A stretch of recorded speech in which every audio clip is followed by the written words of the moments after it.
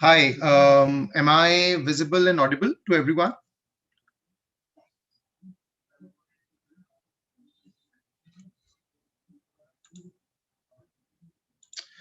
Okay, good afternoon, everyone. A very warm welcome to all the participants of this session. I am Gautam Sadana, and I presently, head finance function for Dine Out, which is one of the India's leading, food tech and table reservation platform. Um, I'm more than happy to join this session today, and thank you so much for NMIMS Global for giving me this opportunity to interact with you guys today on this session and discuss insights on what the expectations out of the finance function, or for that matter a finance manager, is in today's world. Um, so before we start, let me what we'll do is that there is a dedicated Q&A times session which is slated towards the end of the session. You guys can keep jotting down or mentioning your questions in the Q&A section, and I'll take it up at the end, one by one. All right. So to begin with, just give me a second.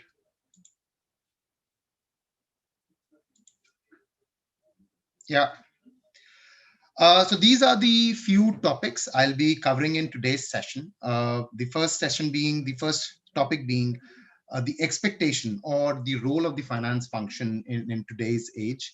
Then we'll cover on the topic of integrated financial planning. What is integrated financial planning, and why an integrated financial planning is important in today's scenario. Then we will also cover on how best the synergies can be achieved between the finance and the business function. And then finally coming on to the key acumen, which is imperative, which are imperative for any finance leader in today's world. And finally, covering on the topic of what are the opportunities available in the finance function these days. So, to just to give you a quick background, or just to give you a quick context on what is the expectation from, finance leader or a finance manager in today's world. Obviously, the role is no more stereotype. Historically, a finance slash an accounting guy used to be considered as responsible for the accounting and bookkeeping and controllership, which is more a post-mortem of a business's performance and the business, how business has been performing. Whereas now, the expectation is that the finance leader more, act more like a strategic business partner along with the business, and helps the business achieve a sustainable financial growth amid very high compliance oriented environment. So we all know that every now and then there are huge compliances being introduced by various government authorities specifically, and also since in this era of digitalization, since ever since we have gone digital full throttle, the cases of cyber threat and cyber crime have also been going up. So even there, the role of the finance leader is the finance leader plays a very important role there as well. Apart from acting as a strategic business partner, the finance leader also needs to be very, very agile and adaptable, and need to understand very closely the growing business needs as to what the business needs and how can he contribute towards those needs. Not to mention that obviously the finance leader is also expected to be very, very tech savvy, because in today's world, as we said, that we know that the digitalization is the way forward, and the overall pandemic scenario has just accelerated it 10 times. And since we all know that everything is being rendered virtually online, right, be it education, be it groceries, be it anything. So the finance leader has to be very, very tech savvy, so that he can be on the same page and can understand the business requirements. In parallel to that, the another requirement from a finance person or the finance manager is that he strikes a balance between the business requirements, keeping in mind the risk management and compliances. So obviously it's a double-edged sword, but then yes, the finance person or the finance manager has to be a subject matter expert in how to strike that balance. Coming to the next slide, let's talk about what does integrated financial planning means, right? So this is one of the financial planning model, wherein the finance function is right at the middle, and then the various activities or various tasks involved in the entire planning and analysis activity are listed here. According to me, I think this entire model misses out on one big aspect, which is business collaboration. You know, the entire exercise can go futile if you don't collaborate with your business teams, collectively. If you don't talk to them, the entire, activity of planning and analysis can go down the drain. Now, what is effectively, what's integrated financial planning? So, a collaboration between business and finance teams to build a holistic business plan which considers all business variables, evaluate associated risks, and is flexible enough to be adapted by all the departments towards one common goal, which is the growth of the business, right? So everything has to be very, very closely internet. It has to be integrated so that everybody understands the value and importance of the exercise being done, and everybody concentrate and contributes equally in that exercise. Now, why is integrated financial planning important, right? Number one is because the business has to cope up with ever growing data and need the experts to decode it.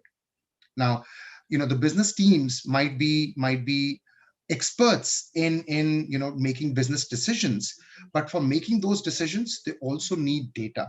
And not just data, obviously they need that data to be decoded and put into a format which actually gives them a relevant information, which is important for them to make necessary and relevant decisions.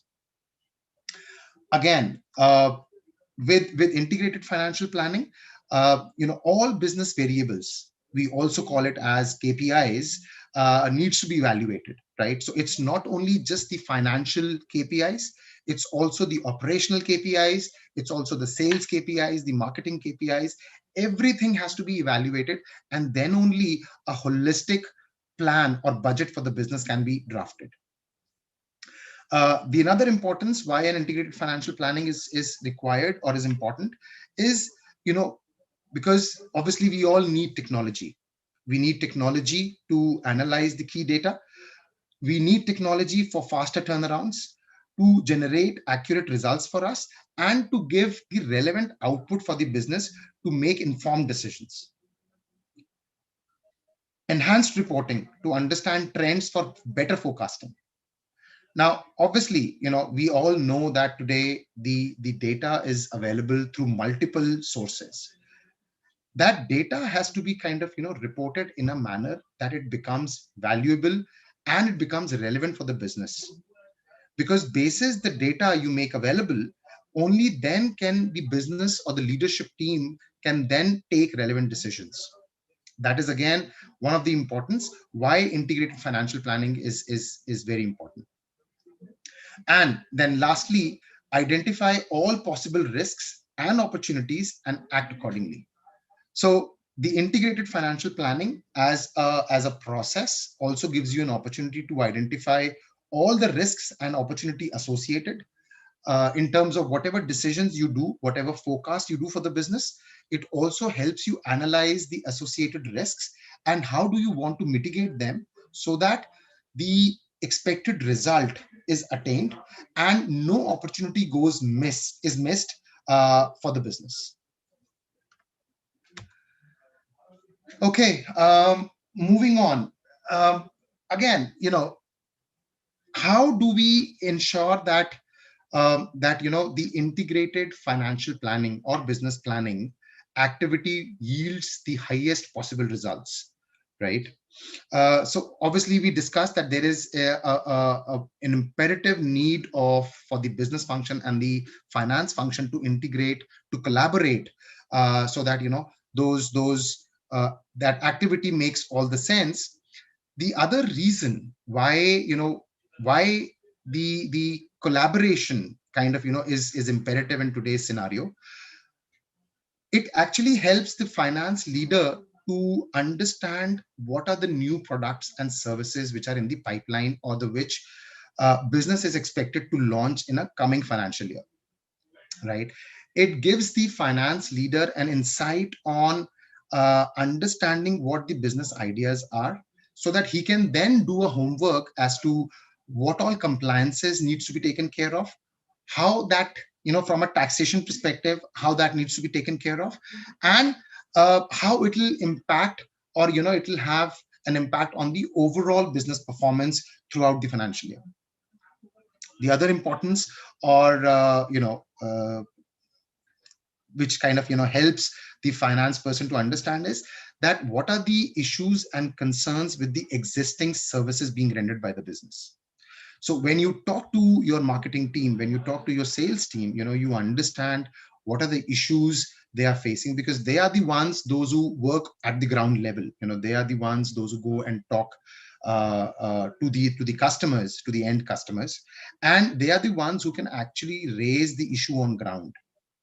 So basis that, that will also help you understand that where the processes needs tweaking, where is a gap which needs to be bridged.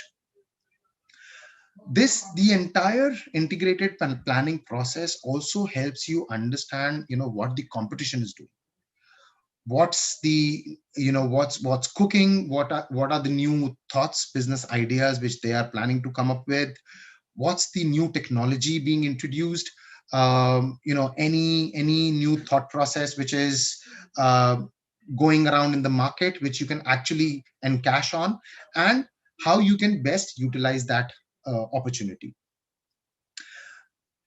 Collaborating with business, obviously I just gave you why it is important. Then obviously there are a lot of benefits the business can actually achieve out of this collaboration. One is definitely the financial benefit. When business and finance they collaborate, they actually also generate cost optimizations, because then the functions, they understand each other. They understand why this is being done to us, or why a certain policy is being introduced, or why a certain plan is being worked upon.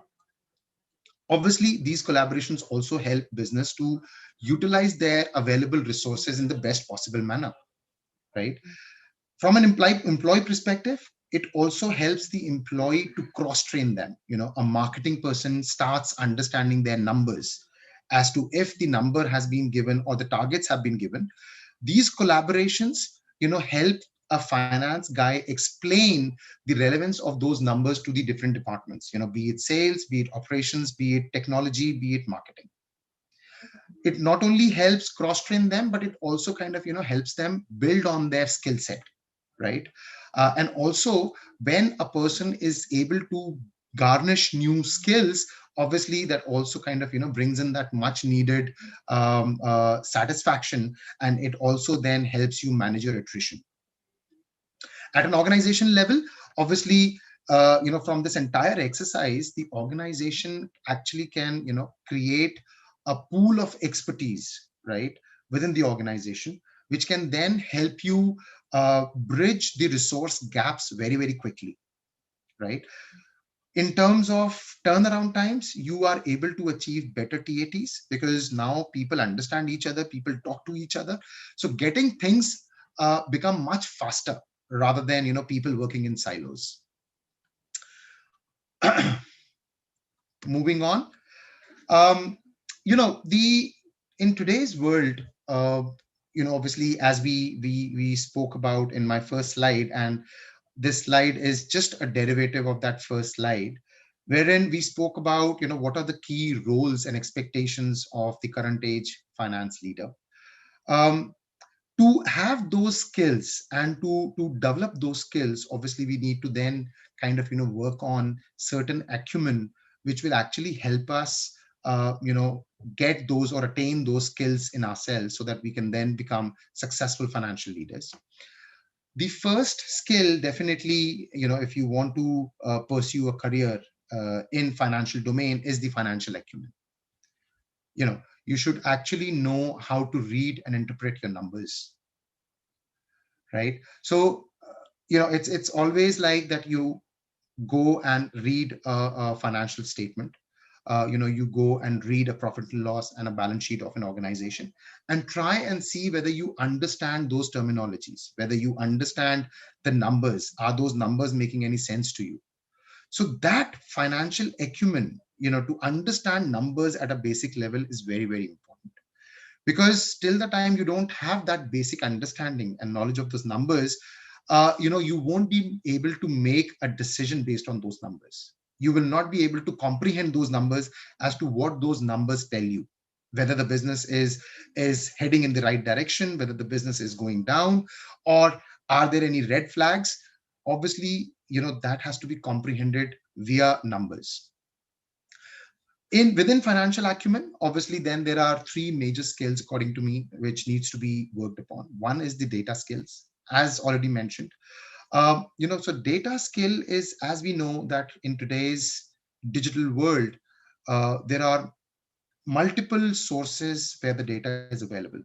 But then, which data you need to pick on, which data is relevant for you, and whether there is an authenticity to the data which you pick is covered under here. So to filter out the data, to pick the relevant data, gets covered under the data skills, because there might be ample number of reports available, but then not all reports might be relevant for your decision making. So to pick and choose the relevant data is very, very important. Then comes the analytical skill, how to comprehend that data, how to read that data, how to convert that data into an appropriate report which is easier for you and your management to understand. That is very important. So that gets covered under the analytical skill. Obviously that needs an analytical bend of mind.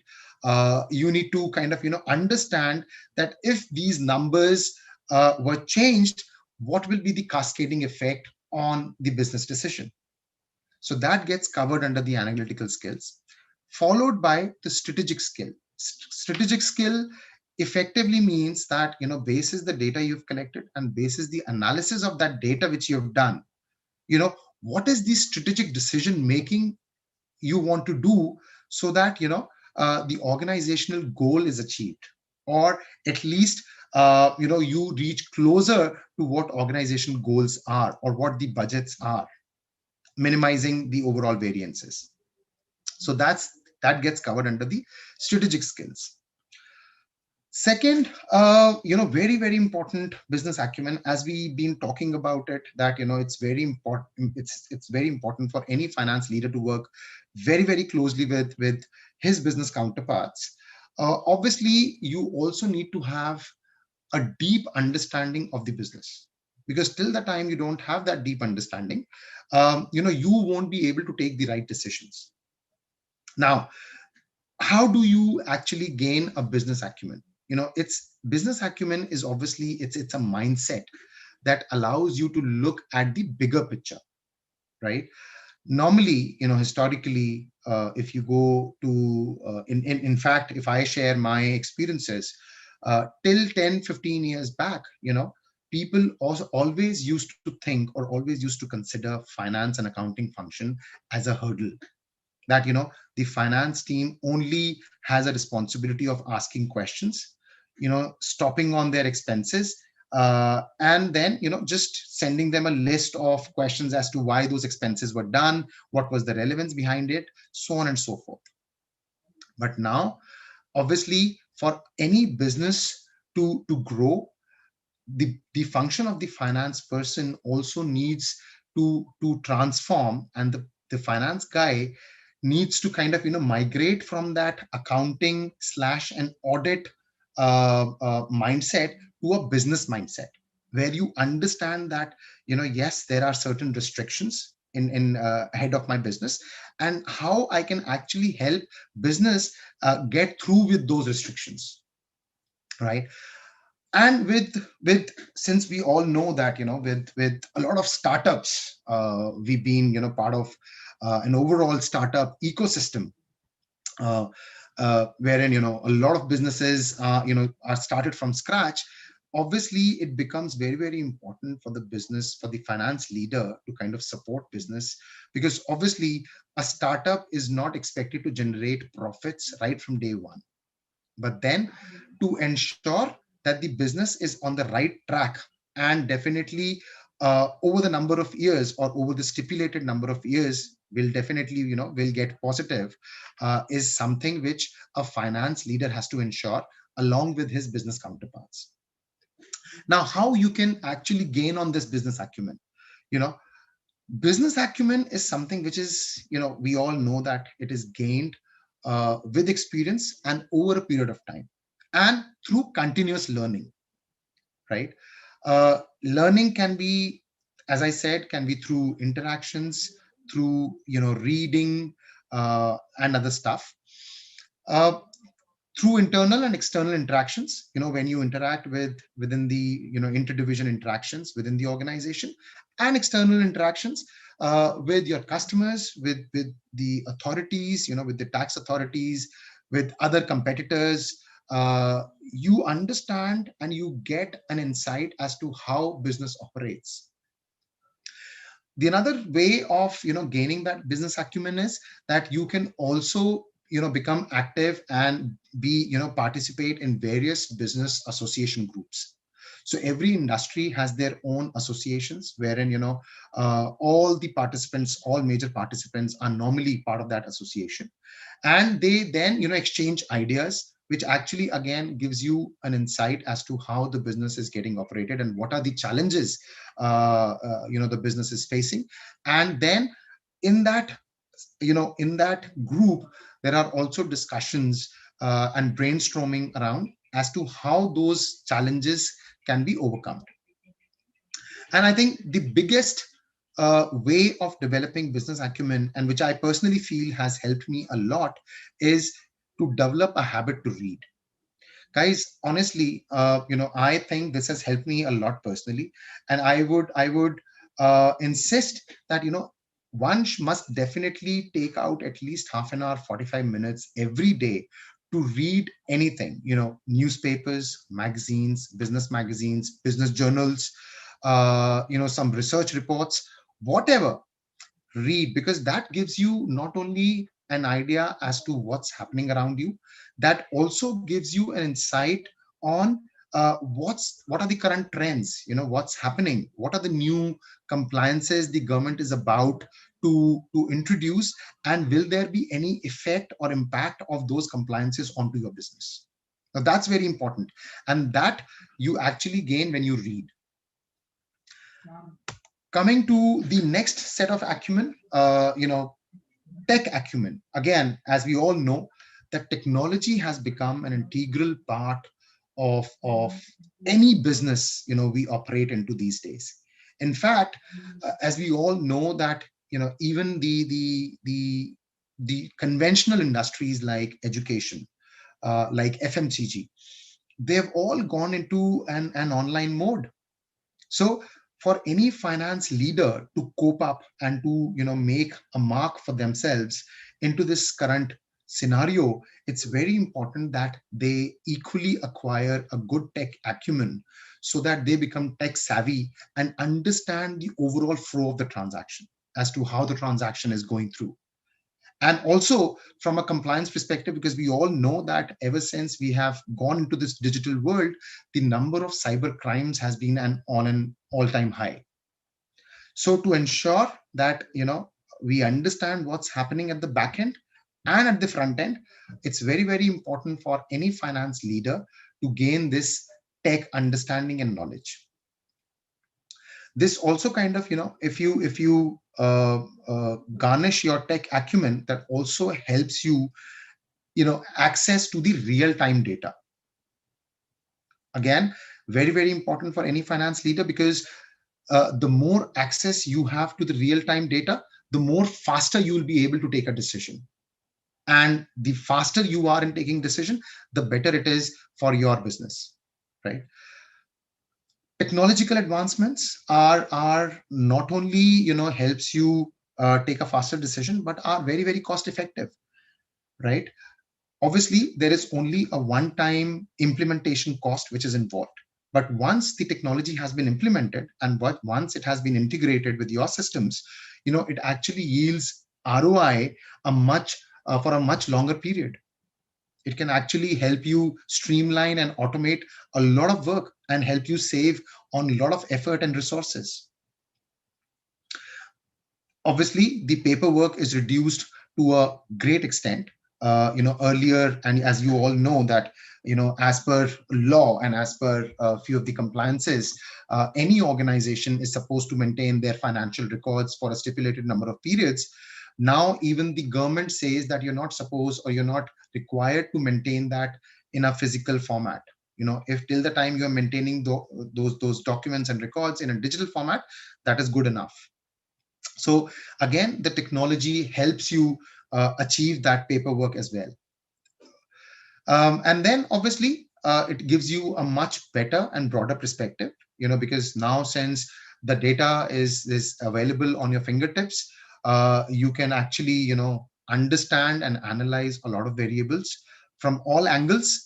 And also, you can make a far more informed decision rather than, working in silos.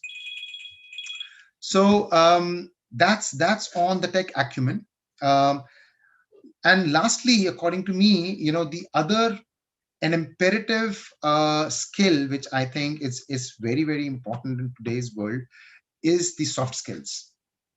You know, and these skills definitely help you increase your performance and productivity at the workplace. How you interact with your peers, how you interact with your customers is very important, because I've seen things get it's make or break for the business, and it purely boils down to your soft skills. In addition to, you might be technically sound, but then if you don't have those soft skills, you might not be as efficient as the business wants you to be. According to me, the soft skills which are very, very important are, effective communication. How well you are able to communicate your understanding and thought process to your peers is very, very important. Negotiation skills, being a finance leader, the expectation is always that, you sit in all major customer and vendor meetings, and you do an effective negotiation, which ideally should always, come through as a win-win for both the parties, right? Then to have a customer service mindset, again, that is a very important soft skill which each finance leader must possess, if you have to be successful in the business. Because as we all know, and there is a very old saying that customer is the king.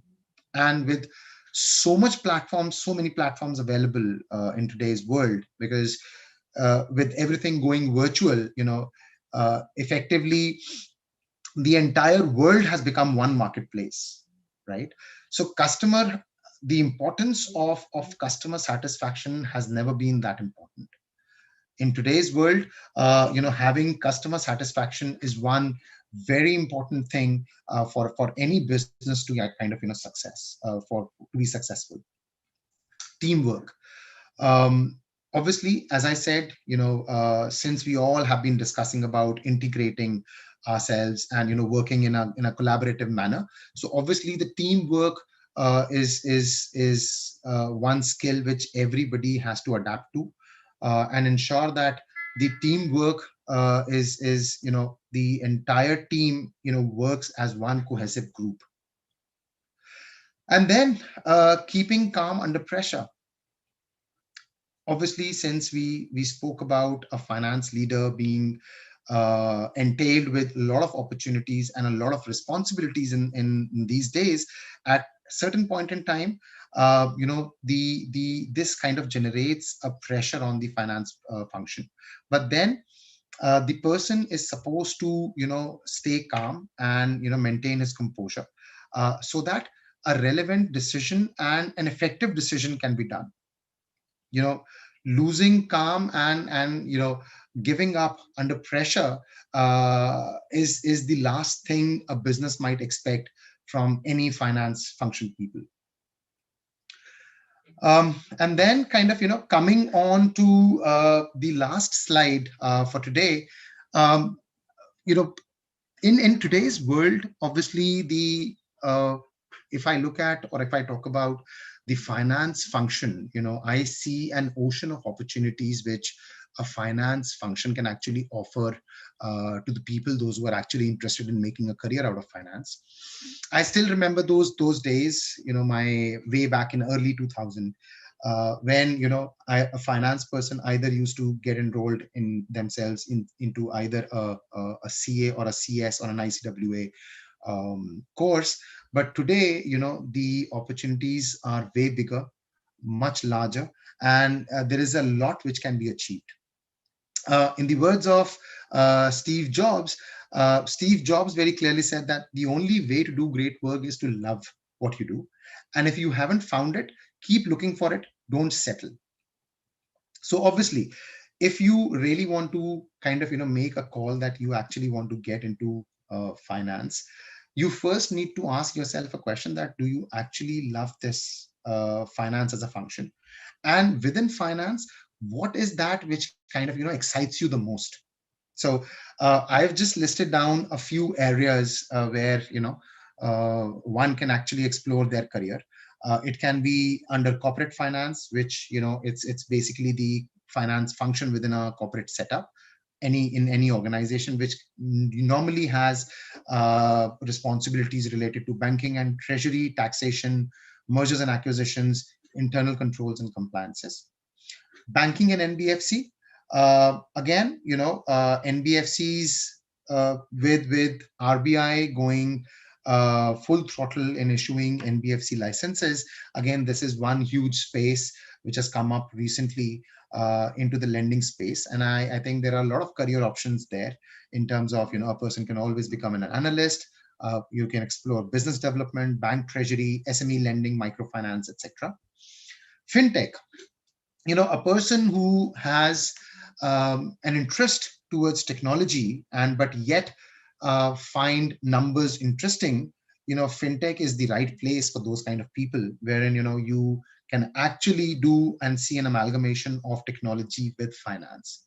So a lot of fintech has come up, have come up in the last 5 to 6 years, wherein they offer services like payment gateway, digital wallets, buy now pay later is one feature which is being offered by most of these fintechs, which is a kind of a credit line being extended to a customer basis, their credit rating, and cybersecurity. So these are few career options which a finance person can actually explore in a fintech space. Financial markets. We know that financial markets have been there for a very, very long time. Obviously, few areas to look there is portfolio management, investment banking, research and analysis, etc. Insurance sector, again, a very, very important insurance sector, and with all the risks these days businesses are undertaking, insurance has never been so relevant the way it has been relevant in these days. uh, and then finally, consulting and advisory. Again, very important and very interesting area to kind of explore, wherein people hire the consulting firms to assess their existing financial processes, and suggest any business process re-engineering which is needed for any business to kind of become profitable. Financial due diligence, in terms of any acquisitions, any mergers which a company is foreseeing. So take services of these consulting and advisory service companies to kind of go and evaluate the financial performances of a probable acquiree, and see whether it will be a good decision for your business or not. These functions and these companies also help you do risk assessment and compliance assessment. And in case you want to start overseas operations, they also help you with the process and guide you as to how and in what best possible manner you can actually start overseas operations. So at the end of the day, again, as I would again like to reiterate that finance, over the last 10 to 15 years, the finance function has transformed in a huge manner, wherein the expectations as well as the responsibilities of a finance person has increased manyfold. And now, it's a much broader role than it used to be 15 years down the line. And then obviously, to kind of be successful in that area, one has to make a decision, and has to kind of choose a specific field as to where your interest is. And then you have to ensure that you need to excel. Whatever you choose, you need to make sure that you gain all the expertise, all the acumen required, so that you become excel in that role. Right. So that's about it. I think we are kind of 10 minutes ahead of schedule. So again, that I think that gives us more time to take questions and answers. Let me quickly go to the Q&A session and see what all questions do we have.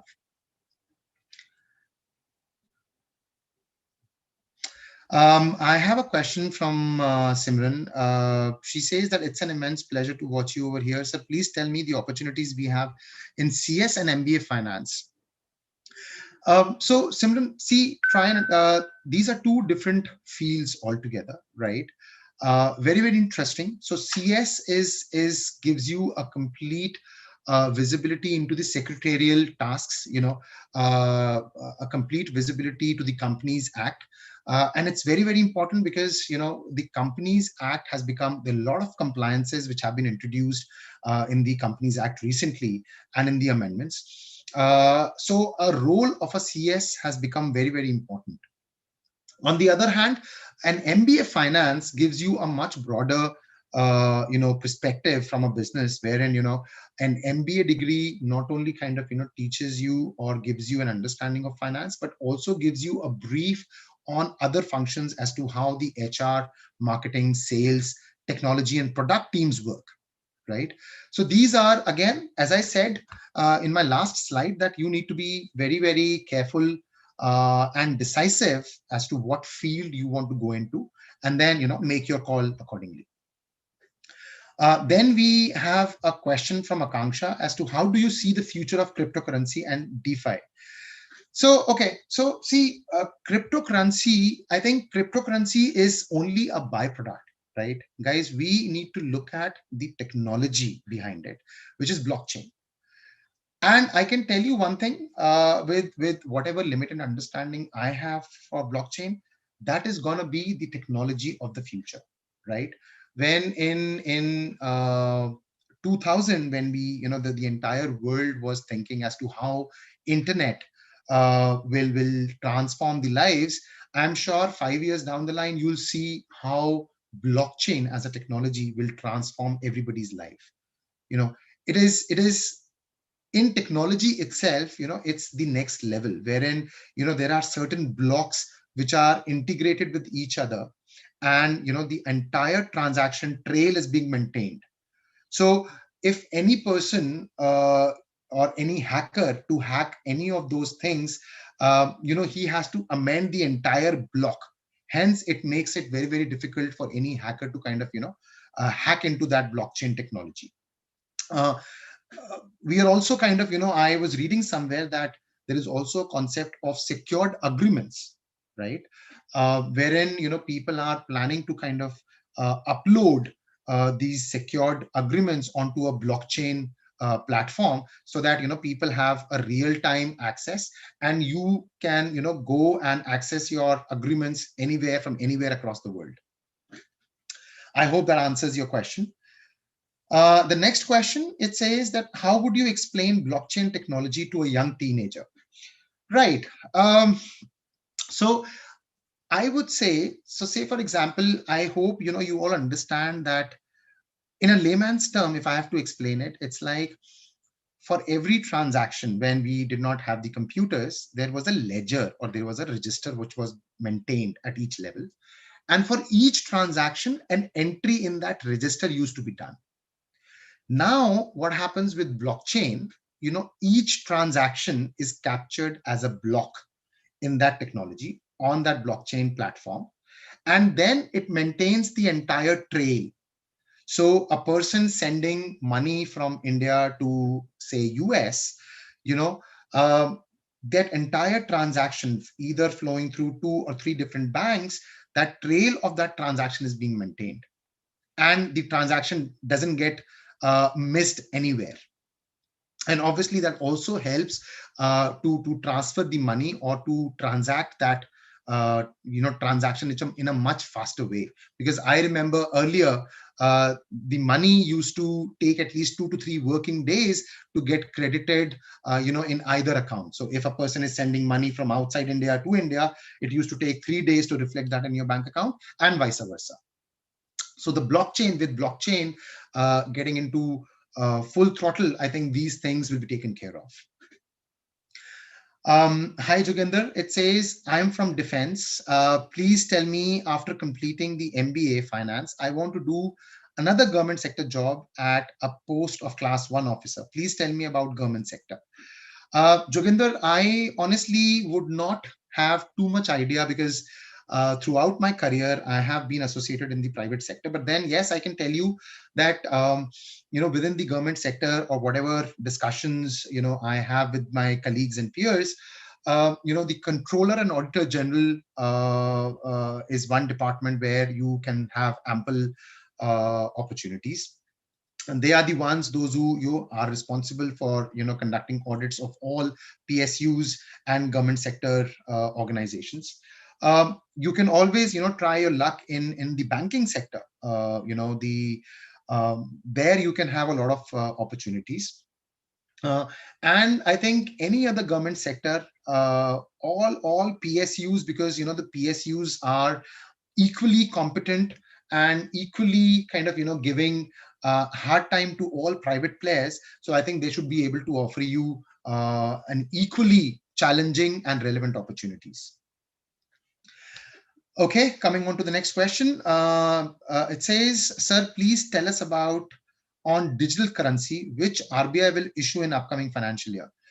Chandan, I'm sorry, but I do not have any, connections in RBI, and I don't have any understanding as to what digital currency will RBI be issuing. But then, yes, we all know that in the recent budget, our finance minister has very clearly said that the RBI will be coming on with e-currency and the digital currency. So we should all wait and watch whether it is able to kind of compete with the cryptocurrency available in the global markets, or that remains confined to the Indian ecosystem. That is something which we all need to kind of wait and watch for.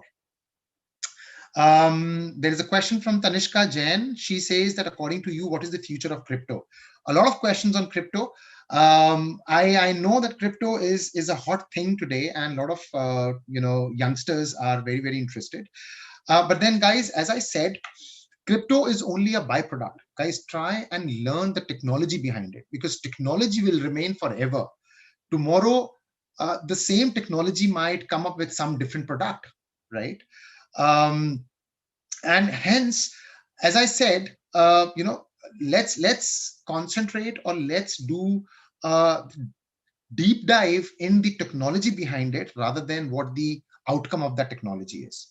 Yeah, and as we see that the government is trying to discourage the usage of it by placing more taxes on it, yes, but at least I think this gives us one very strong signal that earlier, when we, maybe a year ago, we used to kind of hear thoughts that the government might ban it or might restrict it completely.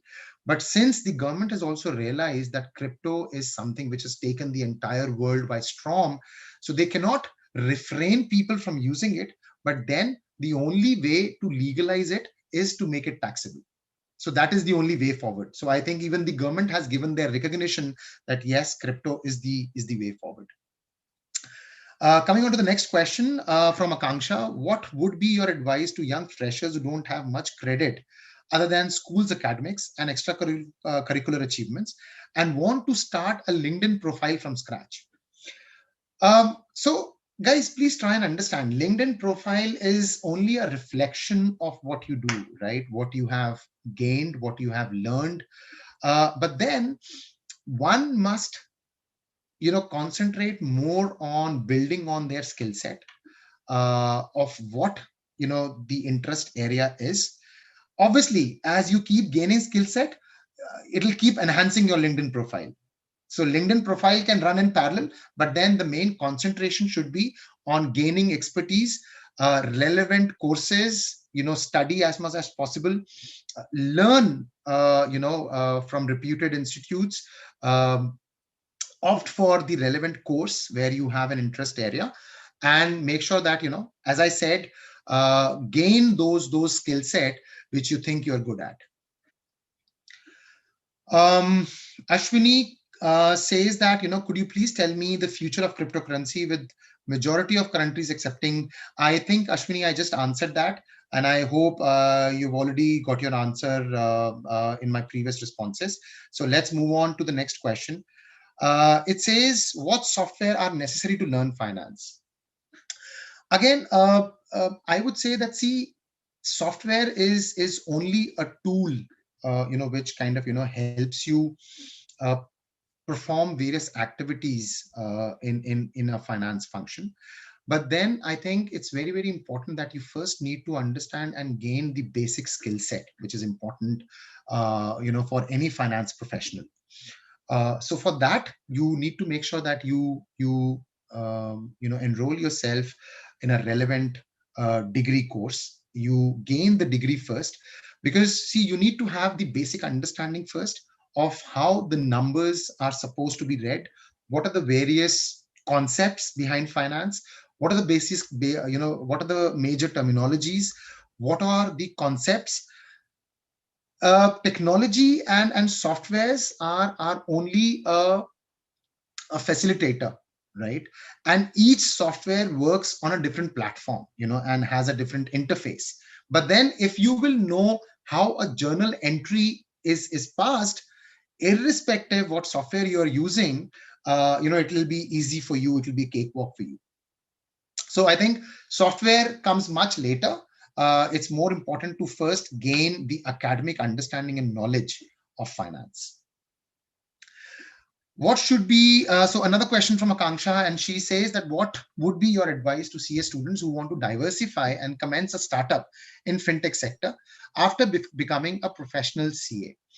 So Akanksha, my advice here would be that, obviously, to start a career or to actually, initiate a startup, and if you have any interest in fintech, I would rather suggest that you work in a fintech for at least 2 to 3 years, to understand as to how the fintech ecosystem works.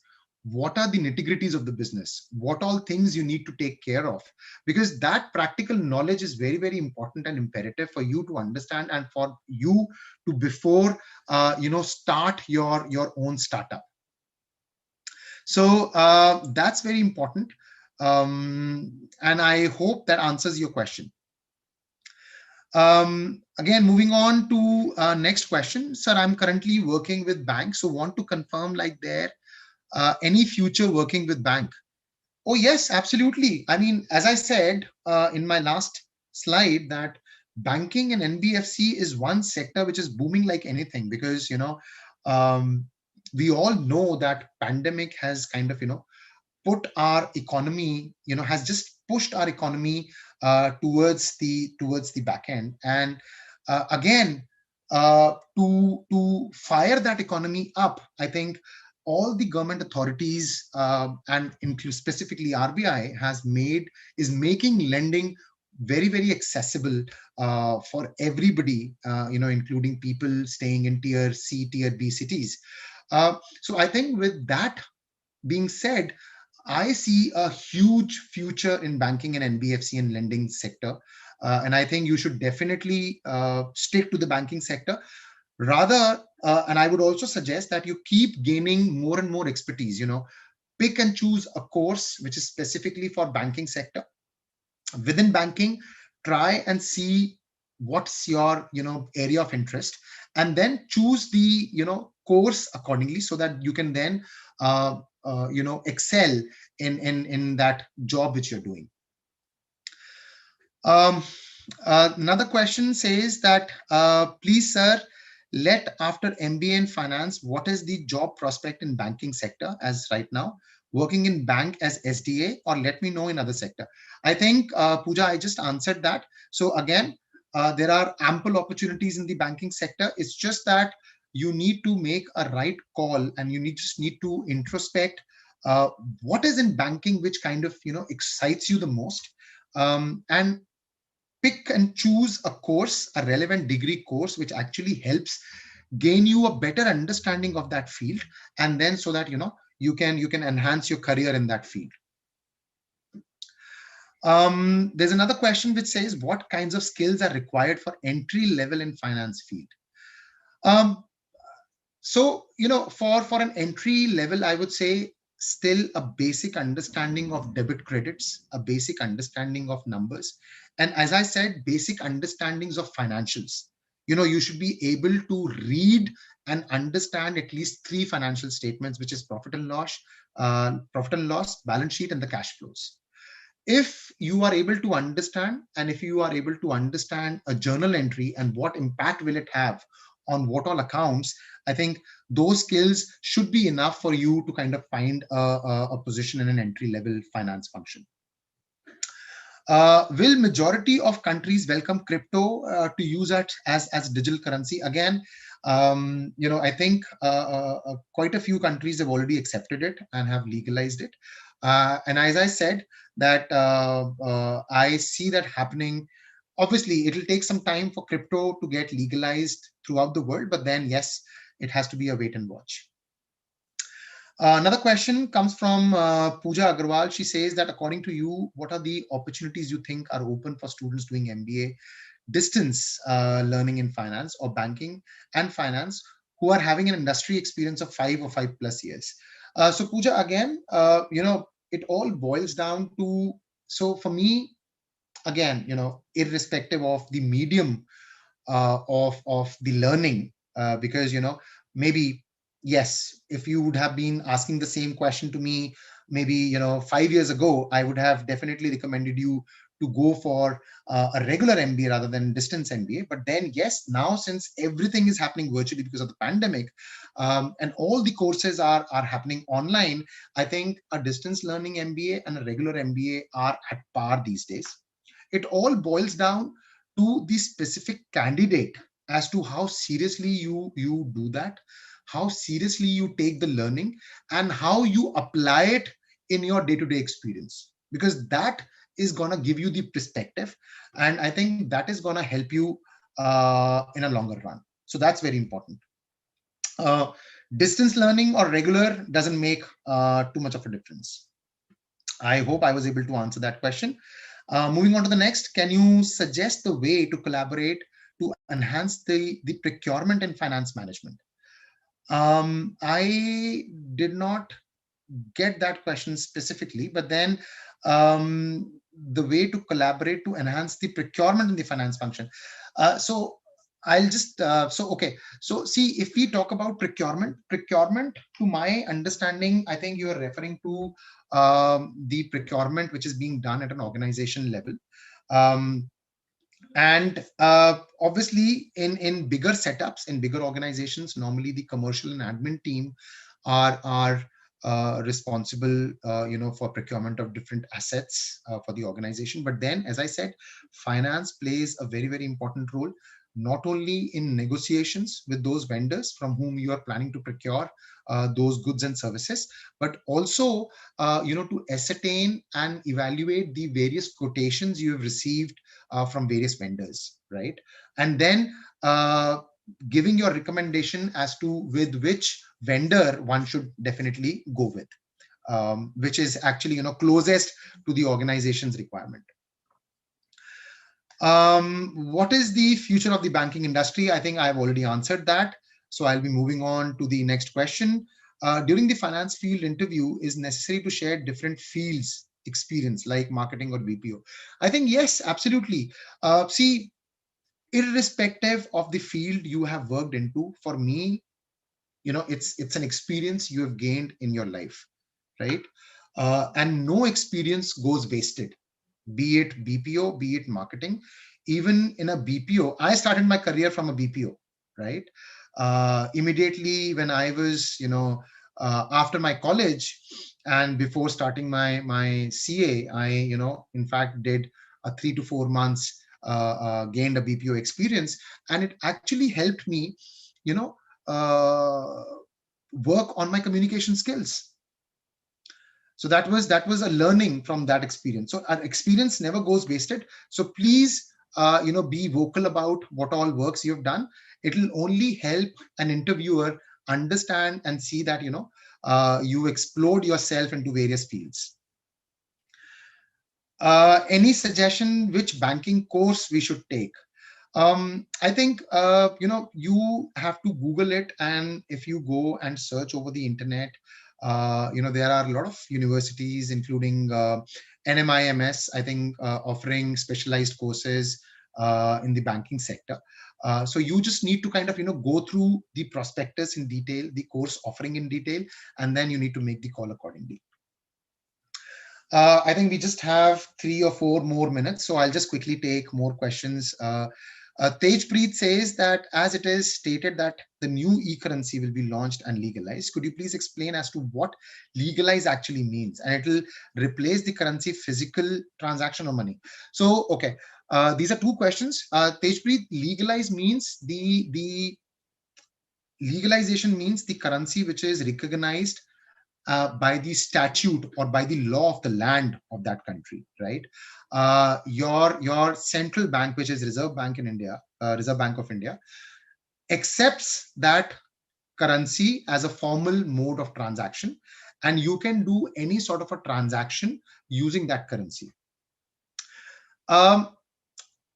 Obviously, the physical currency, that is the whole idea, that the physical currency gets replaced with.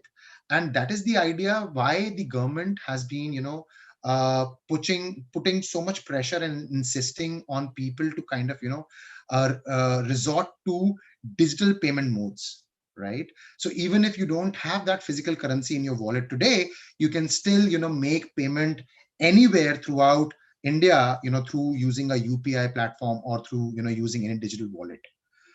So that is absolutely the intent, that, the idea is to make cashless, economy. But obviously, in an economy like India, that would not be easy and will be equally challenging. Coming on to the next question, what are some pieces of advice and insights you would give to your 19-year-old self? So 19-year-old self, you have a whole life ahead of you. I would say that, make a call accordingly, choose your options accordingly, and make sure whatever you choose, as Steve Jobs said, love what you do, and then make sure that you excel in it. Because, every industry looks for that cream, people, those who are the top performances in that area. So that is a big call which you need to make. And that is a question, or I would say a self introspection, which you should do. And I'm sure you'll get your answer. Please suggest more important certificate courses in finance fields. Again, you need to first pick and choose which finance field you want to get into, because finance is a very broad term. Once you choose which is the field of your interest, I think then you can look out for relevant courses in that field and then make a call accordingly. Any suggestions which banking courses we should take after MBA? Again, MBA finance in itself should be a good course. But then if you want to specifically want to gain expertise, I think you will have to search over the internet, because I'm sure that there are a lot of universities in India, those who are offering specialized courses. How is cryptocurrency different from the current prevailing digital payment systems like Paytm? um, okay, so the only difference I can tell you right now is that Paytm is acceptable even at a thelewala, whereas right now the thelewala won't take a cryptocurrency. So that is the major difference from in a layman's language. All right. So I think that's about it on the questions front. Let me see if we have any. Okay, cool. Guys, thank you so much. I hope you all had a good time, and I hope you gained something out of this session. Because yes, it was very insightful, and thank you NMIMS again for giving me this opportunity to kind of interact with you guys. I wish you all the luck, and please feel free to kind of reach out to me and connect with me over the social media platforms. Thank you.